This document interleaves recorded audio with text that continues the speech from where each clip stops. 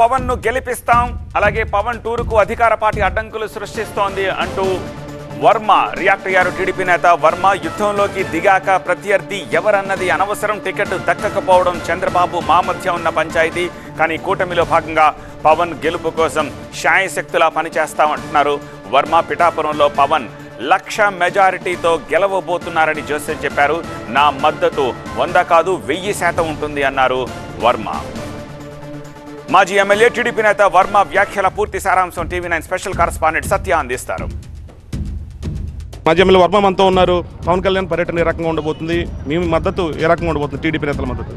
మా మద్దతు చంద్రబాబు ఆదేశాల ప్రకారం పొత్తులో భాగంగా మేమందరం కలిసికట్టుగా పనిచేస్తున్నాం. భారీ మెజార్టీతో పవన్ కళ్యాణ్ గారిని గెలిపిస్తాం.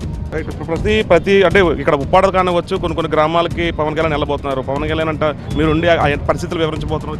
100% ఈ నియోజకవర్గంలో ఇప్పుడు వరకు చేసిన తెలుగుదేశం పార్టీల అభివృద్ధి, అలాగే రాబోయే రోజుల్లో చేయవలసిన అభివృద్ధి పవన్ కళ్యాణ్ గారు మేము అందరూ కూడా డిస్కస్ చేసుకుని దాన్ని మేము ఏదో ఒక సభలో పవన్ కళ్యాణ్ గారు ప్రాక్టీస్. ఇక్కడ ఎమ్మెల్యే అభ్యర్థులు, ఎంపీ అభ్యర్థులు, స్థానికంగా ఉన్నటువంటి ముద్రగడ పద్మనాభం ఖచ్చితంగా పవన్ కళ్యాణ్ ఓడించి తీరతామని శపథాలు చేస్తున్నారు. ఆ శపథాలకి మీరు యుద్ధంలోకి వెళ్ళాక అవతల ఏ వ్యక్తి ఉన్నాడని చూడండి, కత్తి తీసుకుని యుద్ధం చేస్తానే వెళ్తుంటాం.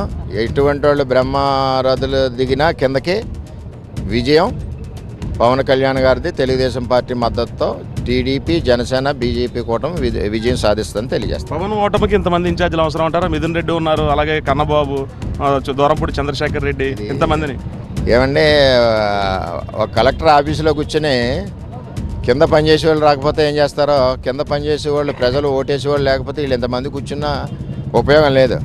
ఎక్కడో కూర్చుని ఒక గ్లాసు మందు కొట్టుకోవడం తప్పితే వీళ్ళు దేనికి ఉపయోగపడరు.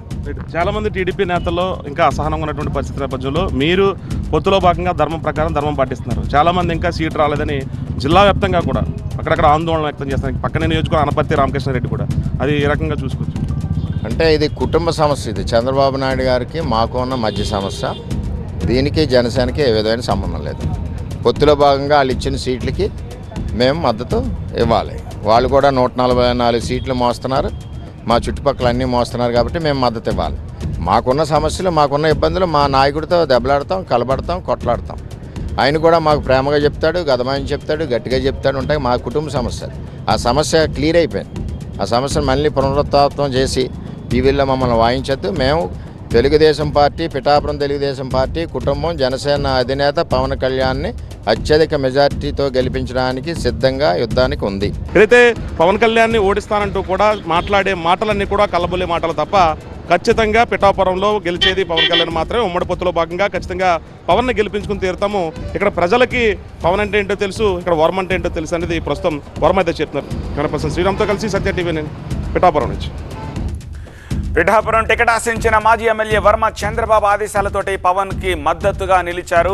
ఎట్టి పరిస్థితుల్లోనూ ప్రత్యర్థి ఎవరైనా సరే యుద్ధానికి దిగిన తర్వాత గెలిపించి తీరుకుంటాం ఉమ్మడి పొత్తులో భాగంగా అని చెప్తున్నారు వర్మ.